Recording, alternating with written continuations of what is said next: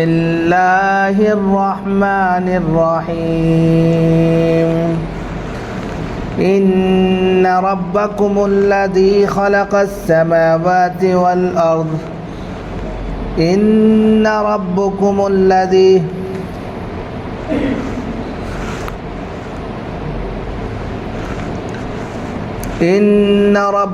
الله الذي خلق السماوات والأرض في 6 أيام ثم استوى على العرش يغشي الليل النهار يطلبه حثيثا والشمس والقمر والنجوم مسخرات بأمره ألا له الخلق والأمر تبارك الله رب العالمين ادعوا ربكم تضرعا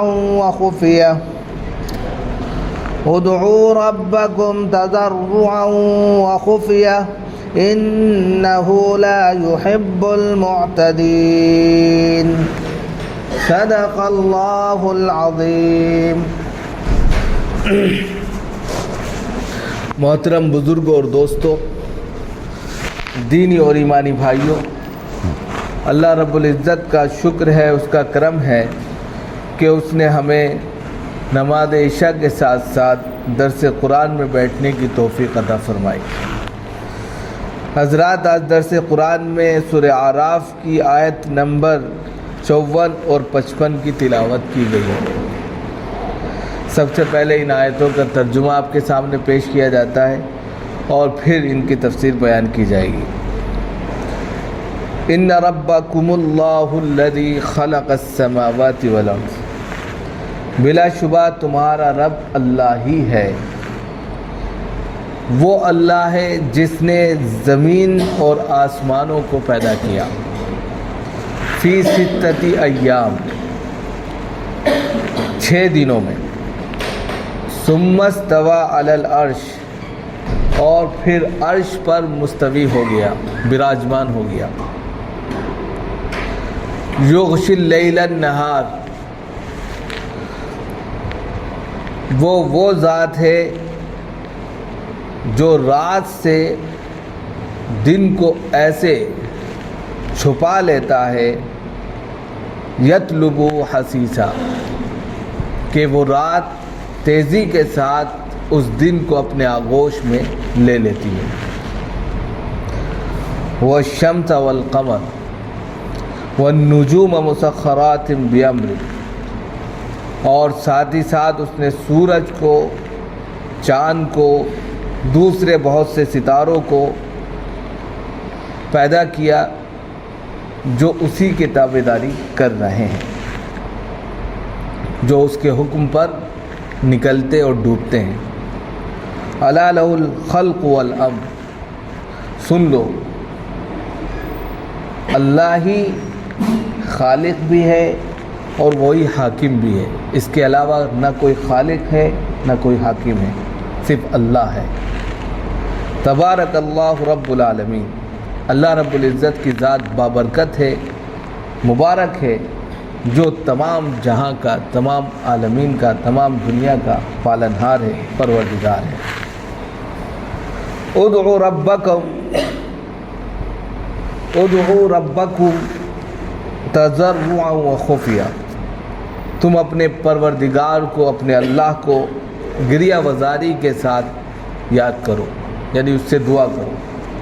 اللہ رب العزت سے، اپنے پروردگار سے دعا کیا کرو، روتے ہوئے، گڑ گڑا کر، تضرع، گریہ وزاری کے ساتھ، وخفیہ، اور چوری چوری، چپے چپے، چھپ چھپ کر بھی اللہ کو یاد کیا کرو. انہ لا یحب المعتدین، اس لیے کہ اللہ رب العزت حد سے زیادہ تجاوز کر جانے والوں کو پسند نہیں فرماتے. یہ ان آیتوں کا ترجمہ تھا. اب ان کی تفسیر آپ کے سامنے بیان کی جاتی ہے. سب سے پہلے کہا ان ربکم اللہ الذی خلق السماوات والارض، بلا شبہ تمہارا پروردگار، یعنی لوگوں کو خطاب ہے، تمام دنیا کے لوگوں اور انسانیت کو خطاب ہے کہ دنیا میں رہنے والا ہر وہ انسان جو پرتھوی پر بحیثیت منشیہ بحیثیت جاندار ہے، ان کا پروردگار پالنہار اللہ ہے، اس کے علاوہ کوئی معبود نہیں ہے۔ بالکل صاف کہہ دیا۔ اب اللہ کی صفت بتا دی۔ اللہ کون ہے؟ اللہ وہ ہے الذی خلق السماوات والارض۔ اللہ رب العزت نے زمین کو، آسمانوں کو پیدا کیا فی ستۃ ایام، 6 دنوں میں۔ کہتے ہیں کہ یہ 6 دن کون سے تھے؟ اتوار، پیر، منگل، بدھ، جمعرات، جمعہ۔ ان 6 دن میں سیدنا آدم علیہ السلام کی تخلیق کا کام ہوا، دنیا بنی، دنیا کے ساتھ آسمان بنا، پھر حضرت آدم بنے۔ جمعے کے دن جا کر حضرت آدم کمپلیٹ ہو گئے۔ کہتے ہیں کہ آدم کی تخلیق جمعے کے دن ہوئی اور اس طریقے سے دنیا مکمل ہوئی۔ 7ویں دن چھٹی، یعنی 6 دن میں اس دنیا کو بنایا گیا اور 7ویں دن کو یوم السبت کہا گیا۔ سبت کے معنی کاٹنا، یعنی کہ اب 7ویں دن کوئی تخلیق کا کام نہیں ہوا بلکہ کام مکمل ہو گیا، تو اس دن چھٹی رکھ دی گئی۔ جیسے آپ دیکھتے ہیں روزمرہ کی زندگی میں 7 دن ہوتے ہیں، 6 دن ورک ہوتا ہے، 7ویں دن ہر جگہ چھٹی ہوتی ہے۔ تو وہ نظام خداوندی کی ایک پہل ہے کہ ہم دنیا بنا رہے تھے، انسان کو ایک دن چھٹی بھی چاہیے۔ تو اللہ رب العزت نے پہلے ہی اس طریقے سے اس دنیا کی تخلیق کی ہے کہ وہ چیز اس کی فطرت میں شامل ہو گئی۔ اللہ رب العزت نے اس دنیا کو 6 دن میں پیدا کیا۔ 6 دن کون کون سے ہیں؟ اتوار کا دن ہے، پیر کا ہے، منگل کا ہے، بدھ کا ہے، جمعرات کا ہے اور جمعے کا ہے۔ سنیچر کے دن کام نہیں ہوا۔ سبت کے معنی یوم السبت کہتے ہیں سنیچر کو۔ سبت کے معنی جو ہے کاٹنے کے آتے ہیں، منقطع کے آتے ہیں۔ کام پورا ہو گیا، ختم ہو گیا۔ اب کام جب پورا ہو جاتا ہے ایک دن انسان ریسٹ لیتا ہی ہے۔ اب یہاں یہ بات سمجھ میں آتی ہے، یعنی کہ سوال کیا جاتا ہے کہ یہ دن کون سے تھے، یعنی کہ 6 دن جو تھے جس دن ہم اس دنیا میں رہتے ہیں، یہ والے دن تھے یا آخرت والے دن تھے؟ یعنی یہ 6 دن جس میں اس دنیا کو پیدا کیا، حضرت آدم کو بنایا، تو ان دن کا جو آنکڑا ہے یا ان دنوں کو ہم جو شمار کریں، وہ دن شمار کریں جس دن ہم رہتے ہیں، جن دنوں میں ہم رہتے ہیں، یعنی صبح سورج نکلتا ہے، شام کو ڈوب جاتا ہے، 24 گھنٹے کا ایک دن ہوتا ہے، اس کو شمار کریں یا آخرت کا وہ دن شمار کریں جس کے تعلق سے آیا ہے کہ وہاں کا ایک دن 1000 سال کے برابر ہوگا۔ تو یہ اہم بات ہے۔ تو دنیا کا جو دن ہے وہ اس سے مراد نہیں ہے۔ دنیا، کیونکہ اس وقت جواب دیا گیا کہ اس وقت تو بنایا گیا تھا نا، تخلیق ہوئی دنیا کی، آسمان کی، حضرت آدم کی، تو نظام خداوندی نہیں، یعنی دنیا کے اندر ابھی نظام شروع نہیں ہوا تھا، ابھی یہاں پر دن رات کا نکلنا شروع نہیں ہوا تھا،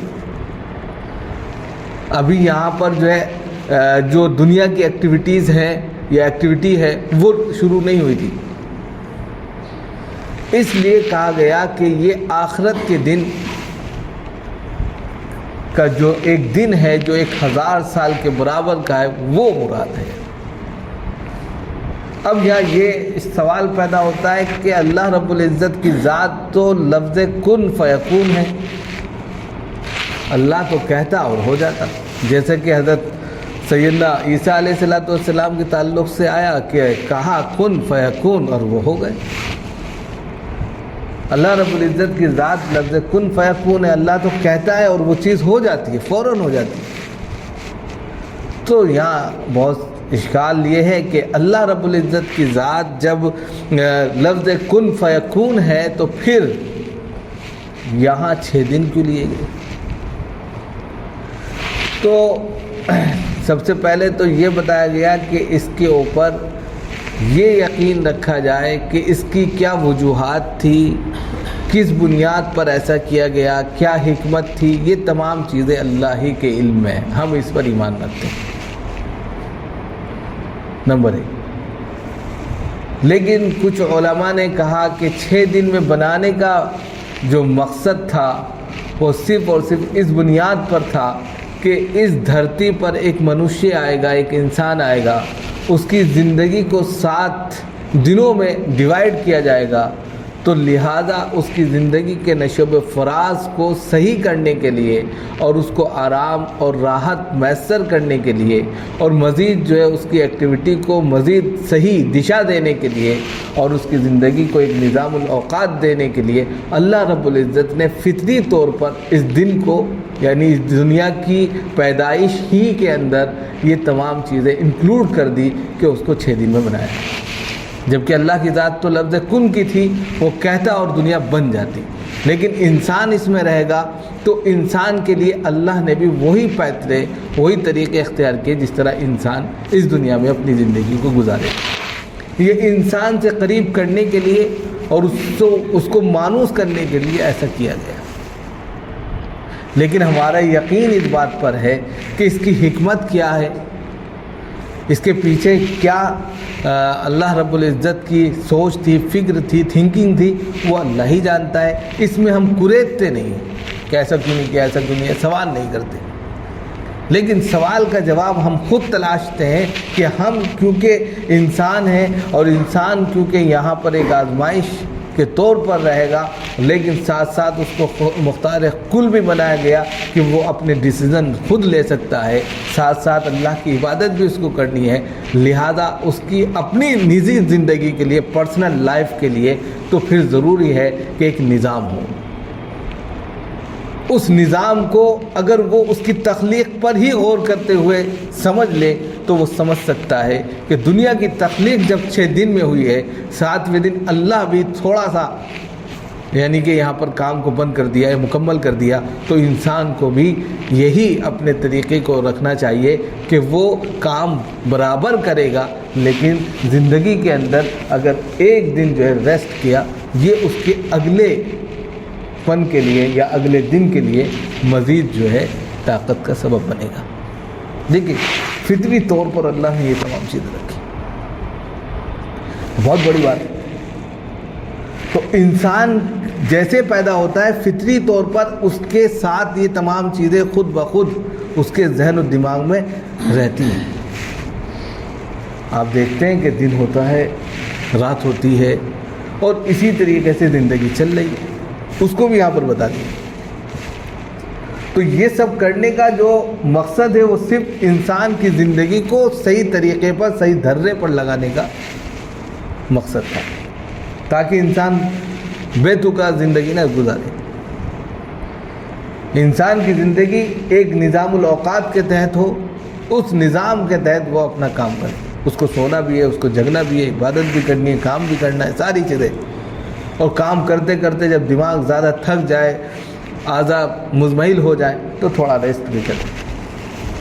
اور آپ دیکھتے ہیں کہ انسان کی زندگی میں اگر آپ دیکھیں، غور کریں کہ جس دن چھٹی ہوتی ہے کتنا ریلیکس فیل ہوتا ہے۔ جو 24 گھنٹے کام کرتے ہیں آپ ان سے پوچھئے، اور جن کو ریلیکس فیل ہوتا ہے یعنی کہ 1 دن یا 2 دن کی چھٹی ہوتی ہے، اسی لیے اب یہ نظام بنایا جا رہا ہے کہ ہفتے میں 5 دن ورک ہو، 2 دن کی چھٹی ہو، سیٹرڈے سنڈے بہت سی جگہ چھٹی بھی ہے،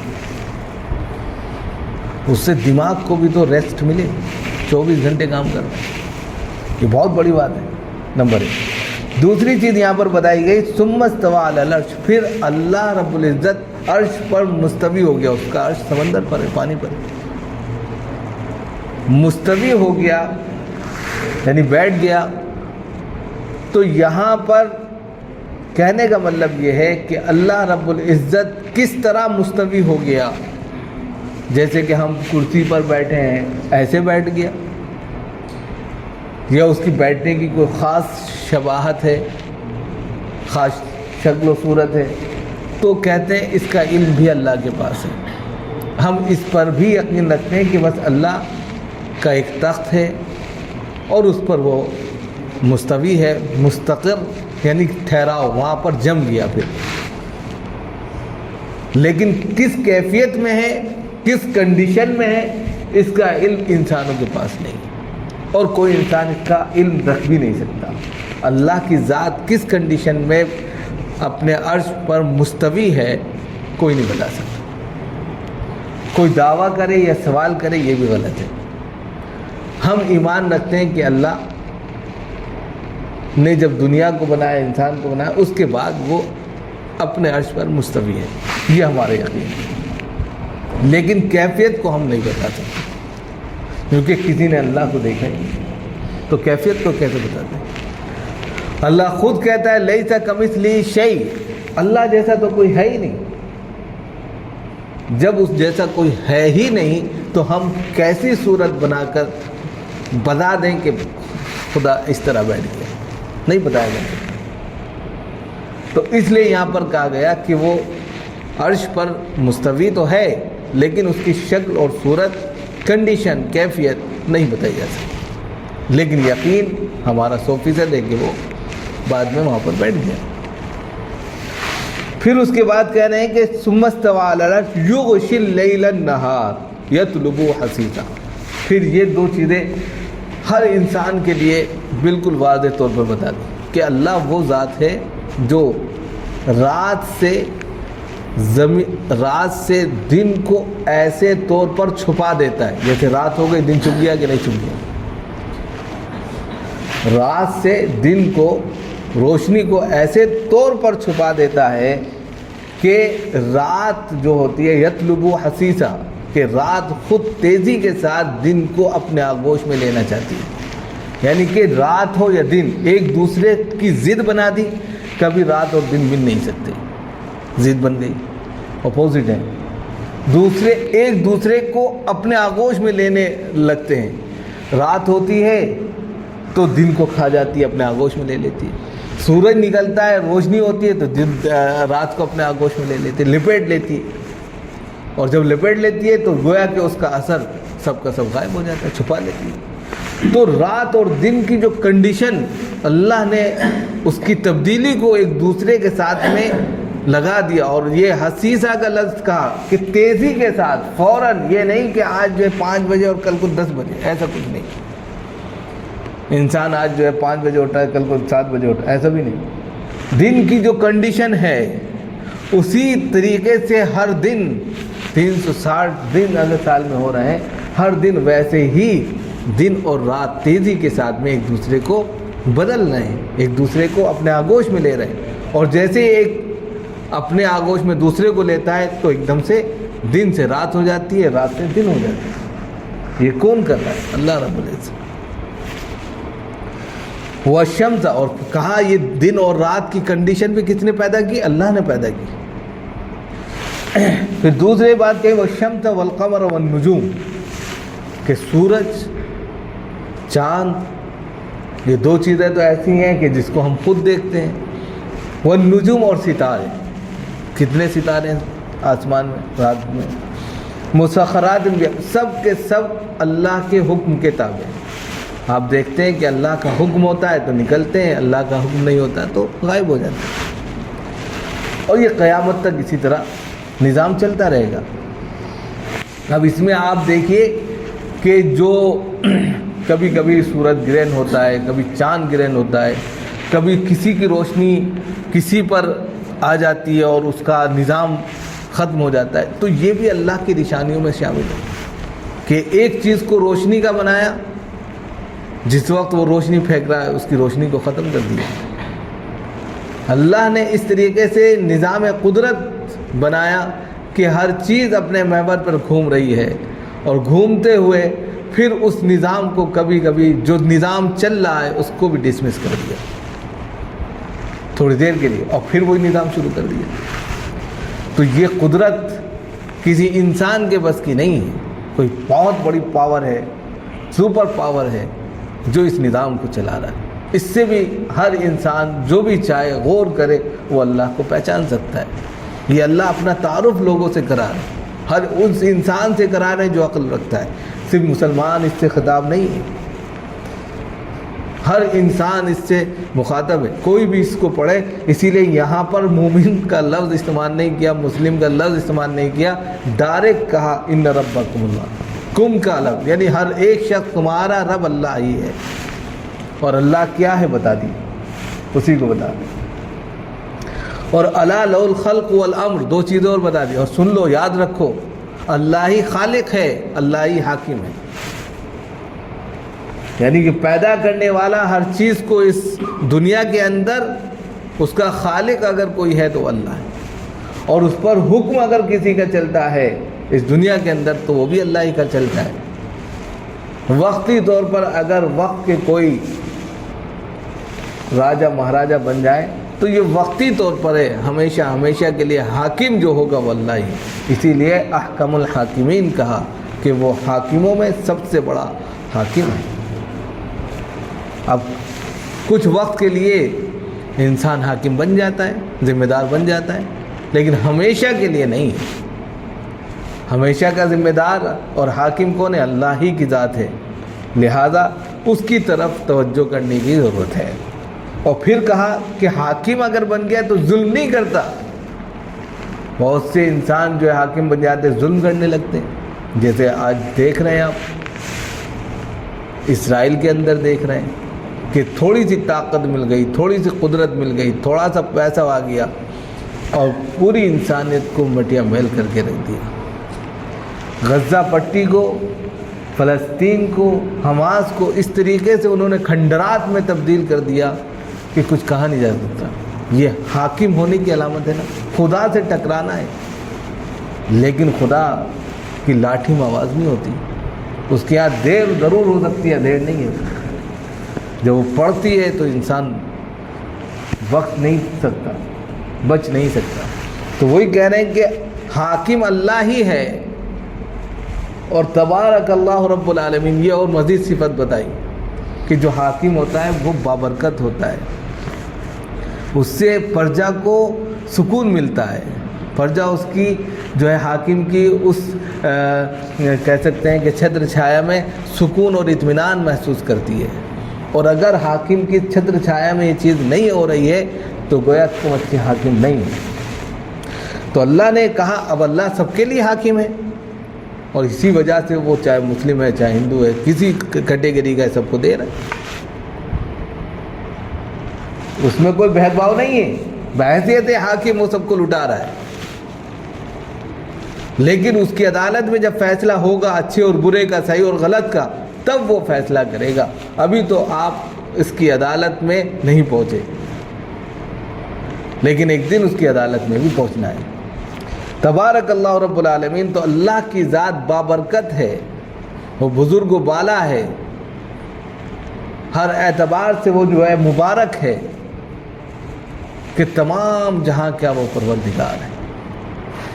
لہذا اس کی ذات اتنی بابرکت ہے کہ اس کا لفظ اگر اپنی زبان سے لے لو تو اس چیز میں برکت پیدا ہوگی، اتنا بابرکت نام ہے اللہ۔